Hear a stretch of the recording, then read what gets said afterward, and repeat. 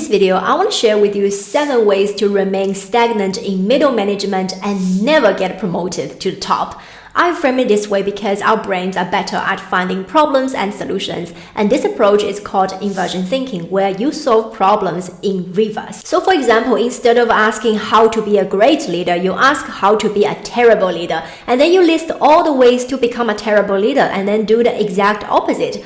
I have learned this way of thinking from Charlie Munger. Now let me go through the 7 ways to never get promoted. You want to stay tuned until the end because I will provide the reverse of these rules, the 7 rules of how not to be stagnant in middle management and advance to the top leadership position. And I will take all the points and reverse them for you, so don't miss it in the very end. Number 1, politics don't affect my career. We all want to believe that the world is fair, and nowadays with social media and LinkedIn, it is even easier for us to think that if we just do the hard work, everyone will see it. And we say to ourselves, I'm not into politics, my work should do the talking. For this way of thinking, I share the perspectives of Kamala Harris, the vice chairman of Morgan Stanley. This is what she says.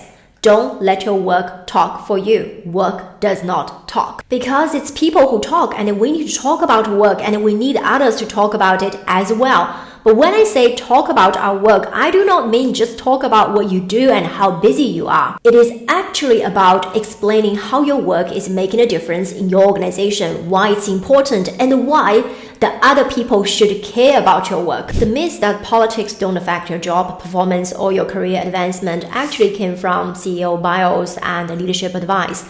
When CEOs talk about how they got to the top in their bio or interviews, they want a positive image, so they often paint their past with a rosy brush. And often, very often, they skip how they strategically overmaneuvered their colleagues to climb the career ladder. As a result, we hold back from using these tactics that could actually help us to advance. And we label people who excelled at office politics with negative words and very negative attitude without actually realizing we could learn from their communication networking and their career strategies. Rising leaders deserve more realistic, honest, and transparent advices. So every year during our management meeting, we do a talent review exercise where we evaluate hundreds of our middle management colleagues. And one part of this exercise is we discuss all the N-1, our direct reports. We talk about each name and place them to a specific box on the talent review matrix. Any one of us in the management team can give our opinion to the names, not just the names in our own team. So about 60 to 70% of the hardworking and the high-performing colleagues in the middle management are positioned in the middle box of the talent review grade. This shows that they have a moderate performance and a moderate potential. And the rest of the names are spread around the rest 8 boxes. What's worth noticing is on the top right-hand side, there are fewer than 5 names, sometimes even less than 3 names. They represent the individuals with the highest potential and highest performance.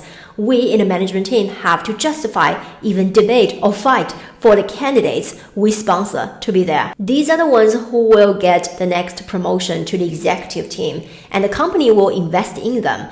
We assign them with the executive training programs, the EMBAs, and proactively discuss their personal development goals with them to prepare them for the next level of executive positions. Most of these colleagues in the middle box are not necessarily performing less.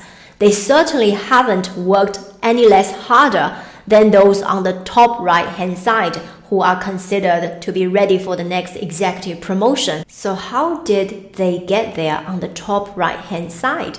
Certainly not just by performing and delivering. We have this perception that performance and skills are enough to succeed and get recognized. And this mindset certainly comes from the days we were at school. In school, if we study hard and master the subject, we'll get good grades, we get recognition, and we're rewarded. But this does not work so well in workplace. Thinking this way is a risk and a mistake because in the real world of corporate, contributions that go unnoticed have little to no value. And it's not even enough that your sponsor knows about your work. Now I would like to bring you back to the management table that I was talking about during the talent review. Even if I am your sponsor, I know your work very well and I really want to speak for you, right? and I have maybe 1 to 2 names that I want to sponsor. And so are the other members in this management team. They all have names they want to bring to the top right-hand side of that talent review box. Now imagine it's my turn to speak for you, and I really want to place you on the top right-hand corner. When I speak about your performance, your contribution, the impact, your leadership, and no one else in this team on the table also know about you and speak for you. Imagine in that situation how likely you will get there. On the other hand, when I speak about you and advocate for you, imagine 2 or 3 other members in this management team also add on top of what I said and speak more about the good things you've done and what you delivered, what you demonstrated deserve to be in the top right-hand side of the box. Your chance of being there now goes to the roof. Just focusing on your performance and the credibility you build through your work will not get you the success to the executive level you are looking for. But dedicating time to your networks and forming connections can actually bring you these achievements. And don't think this is a side track from your real job, real responsibilities. In fact, it is one of the most critical parts of it. Next, you think your company's promotion are fair. It is a huge mistake to assume that every promotion opportunity will have a fair competition. In reality, over half of the open positions may be predetermined. What it means is that the chosen candidate for the promotion has already been decided before the evaluation process even began. In the executive level selection, this number could be even 100%. This means that if you approach the process without proper knowledge and understanding of your company's culture and a structured preparation, your chances of success will be significantly reduced, and you will for sure end up disappointed and discouraged. The next thing you can do to never get promoted to the top is to take advice from people who have never succeeded in a corporate career on how to get promoted to the top. So think about it for a second. Many of us surround ourselves, or at least I did when I was in the middle management, with coaches, mentors, or colleagues who are just like me. They have never been promoted to the top themselves, or even if they eventually did, it took them 15 years too long. Think about career coaches who have never advanced their own careers. Think about executive coaches who have never been executives themselves. They may have been certified and learned how to ask good questions. That does not necessarily mean they can give proven and tested advice that they themselves have used. And we listen to their advice on how to be promoted or advanced to the top. Think about it. They have given up climbing the career ladder long time ago themselves. And we listen to their judgment on why our approaches are not working. So what will they know? Next, the manager of your manager does not know you more than your name and your job title. I have seen situations where a boss moved to a new role or was replaced, leaving their direct reports feeling devastated. This happened because they didn't have close connections with other people in the organization. All the approvals, acknowledgements, and promises made under previous boss suddenly disappeared, especially when it comes to promotions and new career opportunities. By now, you know visibility is so important for your career advancement. However, the biggest mistake is when most people are serious about building relationships, they just focus on their relationship with their manager. That's a huge mistake. When your manager does play a crucial role in your career advancement and opportunities, they are not the end-all be-all. Why is that? Because your manager has their own priorities. While a good boss will want to see their team members succeed, they are also more likely to be focused on their own agenda. Your relationship strategy should extend beyond just your manager, because you don't want to find yourself in a scenario where your boss leaves the company or they move to a different division, and now you are left without strong sponsorship from key stakeholders in your company. There are also situations where your manager may not always be well liked, and others might find them difficult to work with. Do you really want to be associated with the same perception just because you report to that person? Next, believe that you should be promoted simply because you have demonstrated hard work ethic, gone above and beyond, and invested majority of your career in the same organization. Now, this is difficult to hear, but you need to listen.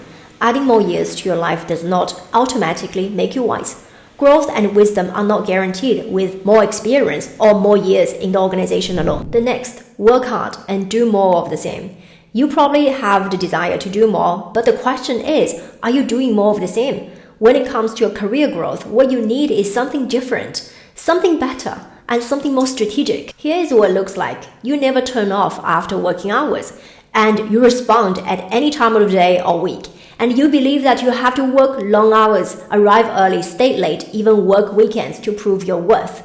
And you feel a particular sense of pride in working long hours, even dedicating vacation time to work. What you are actually doing is you are telling your organization that you are already operating at the peak capacity. Is it a really good idea for them to promote you and even expand your scope and responsibility? Next, let who you have been limit who you could be. One of the things I hear repeatedly from these leaders are, I'm too honest, I'm too straightforward, I care too much, and I am too authentic. These are convenient excuses. What you are actually doing is that you are giving yourself a pat on the shoulder and saying, hey, I'm being authentic to myself, and this is why I do not need to evolve to the next version of me. Most of us have personal narratives about defining who we are.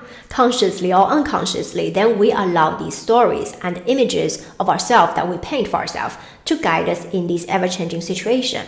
But the stories can become outdated as we grow and our stakeholder change.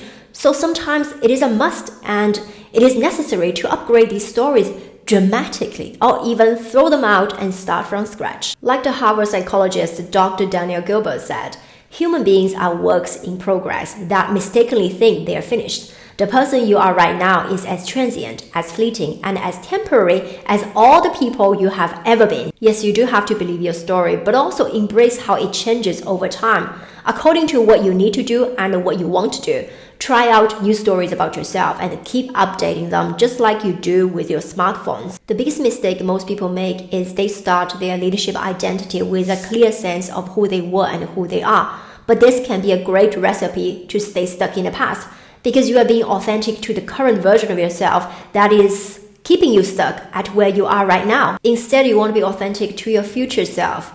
Dr. Gilbert finds that when people give themselves time to reflect on their former self, they realize that they are not exactly the same person they were 10 years ago. Who you are today is different from who you were even 1 year ago. Who you will be in 1 year or a month will be different from who you are today. Your leadership identity can and should change each time you move to a bigger forum, a higher position, and a different place. It is the discomfort that stretches you through and evolves you into who you want to become. I have just shared 7 ways that you can stay stuck in a middle management and never get promoted to the executive positions. But when you reverse them, you turn these into rules for advancing your career. Now, let me reverse these. Number 1, don't let your work speak for itself as work doesn't speak. Use office politics to your advantage. Learn to communicate, network, and become sponsor-worthy. Over 80% of executive promotions don't invite any fair competition. Instead, approach your company's promotion process with cultural awareness and strategic preparation. Number 3, get visibility or sponsorship beyond just your manager. Success at the top is not about what you know and who you know, but who knows you. Build a network of champions. These are influential executives who are willing to put their political capital and trust in you when you need it. Next, do not take advice from people who have never done what you want to do.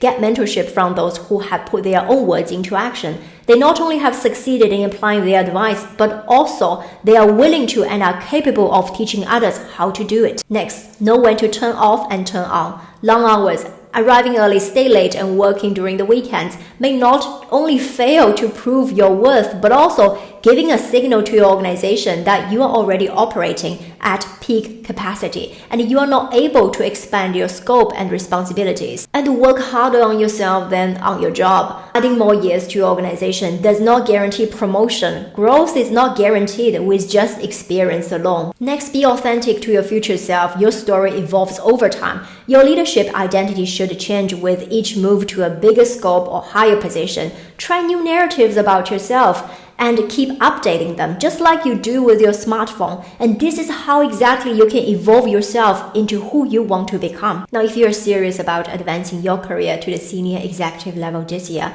submit your application to the 1% Academy program, where you will be coached by me, who has done what you want to do. Not only that, you will also network with other like-minded leaders with international background. You want to go to inspiremyday.org/apply, or just click the link in the description below to book a free strategy call with my team or myself. For now, let me leave you with this video to find out how to have a successful skip level meeting with an executive. I'll see you there.